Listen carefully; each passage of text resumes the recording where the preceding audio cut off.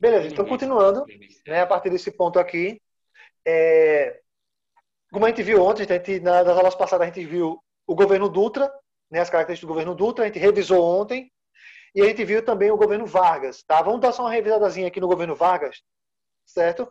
Lembrando, primeira diferença do governo Vargas para o governo Dutra. O governo Vargas fechou a economia, tá? Fechou a economia para o que vinha de fora, certo? No caso, para os Estados Unidos especificamente, certo? Então ele era chamado de estadista, tá? Ou seja, era um governante que tinha a função de, tinha um objetivo, né, no caso, né, de fortalecer o próprio Estado, tá? Fortalecer o próprio governo, beleza? Tudo claro, né, pessoal? Até aqui? Então, era um governo estadista, certo? Então a gente viu também. E outra coisa também, não esqueçam que ele incentivou bastante a industrialização. Tá? Foi também no governo dele que ele criou a Petrobras, tá? Em 1953, né, ele criou a Petrobras, tá? Que foi algo maravilhoso. E aí nós vimos também, no finalzinho do governo dele, ele acabou levando muita pressão de tudo que era lado. Tá? Gente, olha só, essas cartas aqui eu vou mandar para vocês. Tá? Vou mandar no grupo para vocês podem baixar se quiser. Certo? Então tá aqui a carta testamento dele. Isso aqui é a carta testamento completa. Tá? No caso aqui foi o que ele deixou para os advogados. Mas o que eu quero ler com vocês, pessoal, aqui hoje, tem várias coisas aqui, né, que ele vai falando e tal. Mas o que eu quero ler com vocês aqui, gente, é a carta de despedida, tá? Que é uma paginazinha só, certo? Então, olha só, Rio de Janeiro, 24 de 8 de agosto de 54, Getúlio Vargas, né? Então, essa aqui é a carta de despedida dele, certo? Como eu falei para vocês, essa aqui é do testamento, né? Essa primeira é o testamento dele, tá? E aqui é a carta de despedida, certo? Bom, gente, se vocês comentar alguma coisa durante a leitura, tá? Fiquem à vontade, certo? Podem comentar, podem ligar o seu áudio aí e comentar durante a leitura, o que vocês vão vendo aí, vocês vão comentando, certo? Bom, então vamos lá, pessoal. Ele já começa assim, tá? Abre aspas, né? Ele começa o texto dele diz assim, ó. Deixo a sanha dos meus inimigos, o legado da minha morte. Gente, sanha é uma palavrinha que faz parte da nossa língua culta, tá?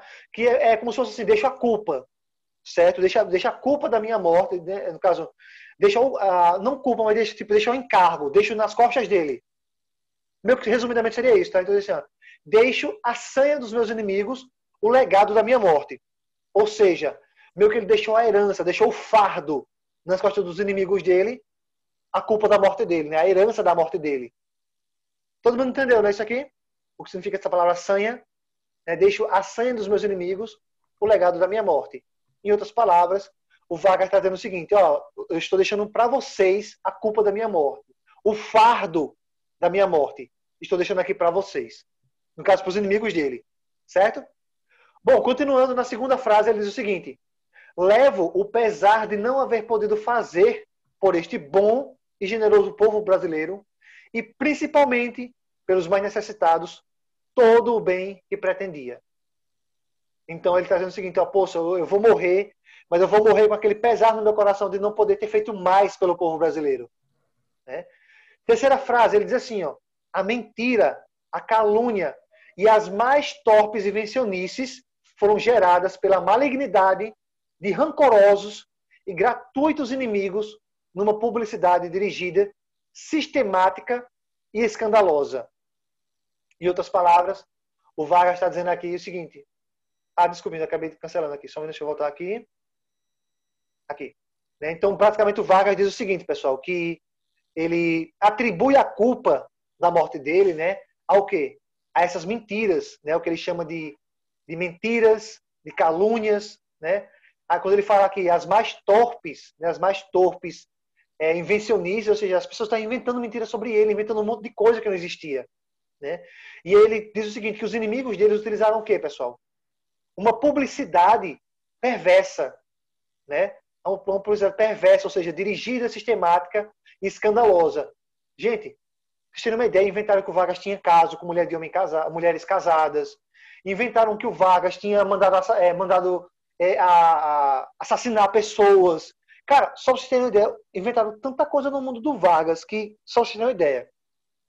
Entende? Então o Vargas ele foi minado, né? Ele foi destruído por dentro, né? Por causa dessas mentiras que inventaram sobre ele, tá?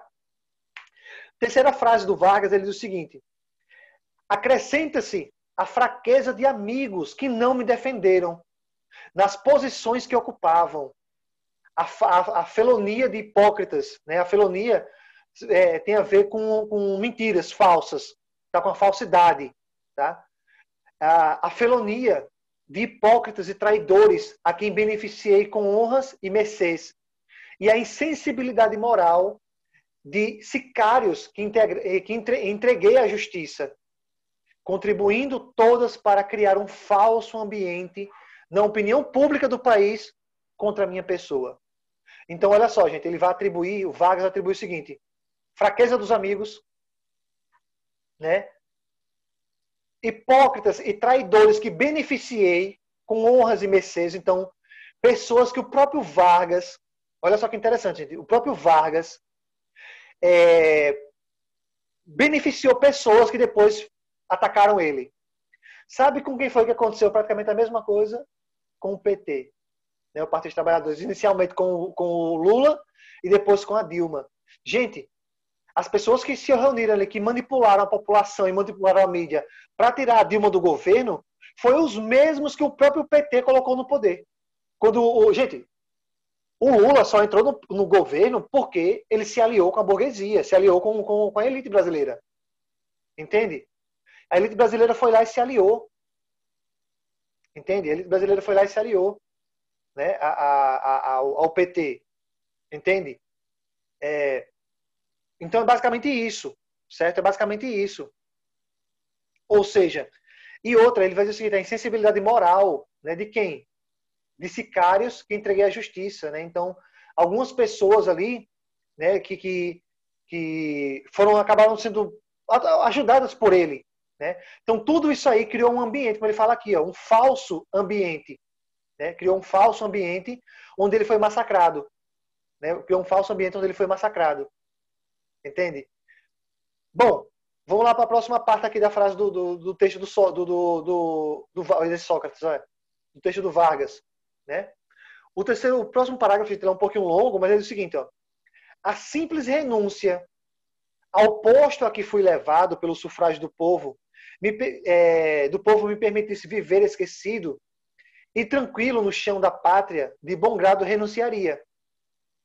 Ele está dizendo, gente, o seguinte: vamos lá, vamos pedaço por pedaço, tá? Como esse parágrafo aqui é longo, o Vargas está dizendo o seguinte: se apenas renunciar fosse me fazer viver de uma maneira tranquila, né, ó, se ele fosse apenas esquecido e passasse a viver, né, ó, viver esquecido e tranquilo, ele tinha só renunciado.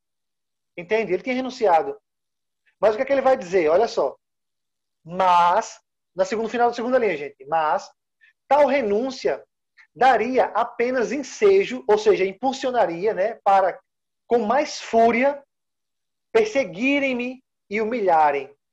Então o Vargas, na cabeça dele, o Vargas diz o seguinte: o Vargas achava, pessoal, que se ele apenas renunciasse, todos os inimigos dele, né, esses políticos que estavam pressionando ele, ia continuar caçando ele, perseguindo e humilhando ele.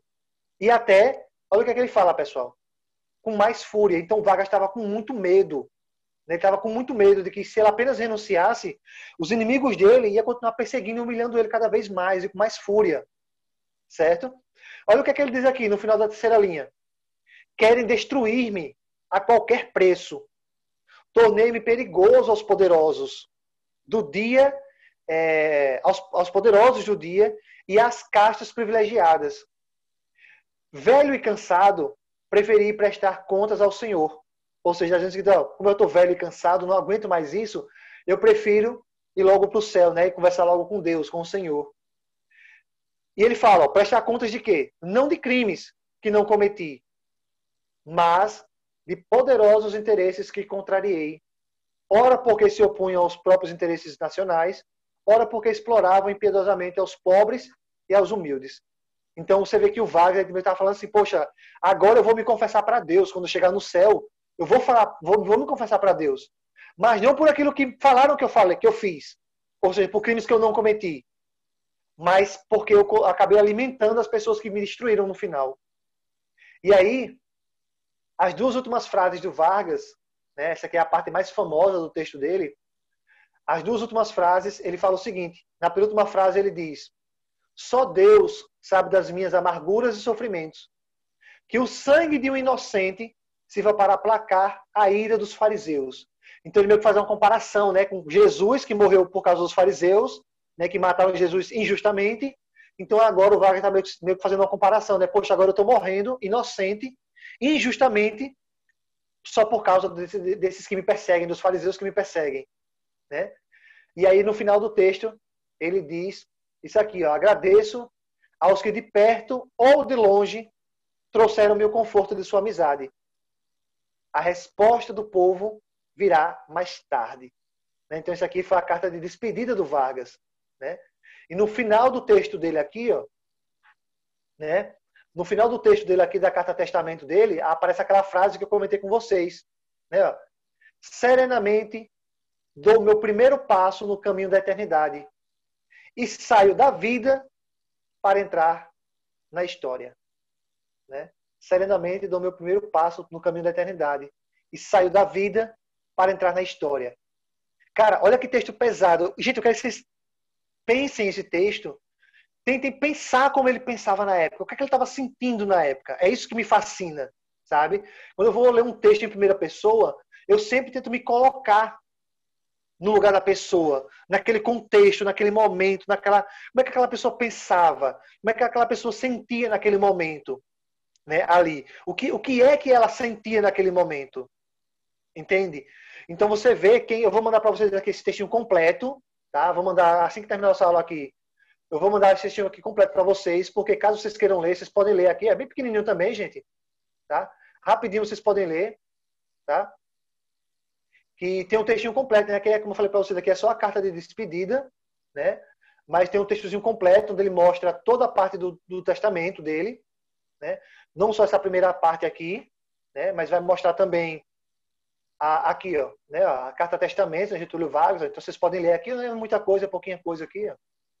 Né? Vocês podem ler aqui, né? Porque nesse texto aqui de cima, gente, olha só. Você vê como é interessante aqui. Olha a data. A carta testamento ele fez no dia 23. Ele concluiu a carta testamento. Aqui vocês podem ver aqui a data aqui embaixo. Ó, né? A carta testamento ele terminou no dia 23. E um dia após, você pode perceber que estava tudo planejado, né? Estava tudo planejado para ele fazer isso. E no dia 24, ele tirou a própria vida. Você pode ver aqui o Rio de Janeiro, dia 24 de agosto. Então, um dia depois ele fez a carta de despedida, né? Então, gente, basicamente essa carta de despedida ele deixou para a família dele, né? Como uma carta pessoal para a família dele. Enquanto que a carta testamento, como eu falei para vocês, né? Enquanto que a carta testamento ele deixou para os advogados, né? Para que fosse divulgada mesmo, certo? Então, basicamente é o seguinte, gente. Aquela carta de despedida vai ter muitas partes lá que vai se repetir aqui, certo? Mas aqui está mais completinho, beleza? Bom, só um minutinho, tá? Bom, pessoal, então eu coloquei novamente aqui o slide só para a gente ver o contexto que a gente parou, tá? Então a gente acabou de ler agora, né, a carta de despedida. Eu vou mandar para vocês o documentozinho completo, tá? Com a carta testamento e a carta de despedida, tá? Caso vocês queiram ler, né? A primeira é um pouquinho maior, né? Então a partir da próxima aula já vamos começar com o governo do JK, né? O famosíssimo Juscelino Kubitschek, tá? Muito famoso, vocês vão ver. Ele fez algumas coisas que foram bem importantes para o Brasil da época, tá? Então a gente vai continuar a partir desse ponto aqui na próxima aula.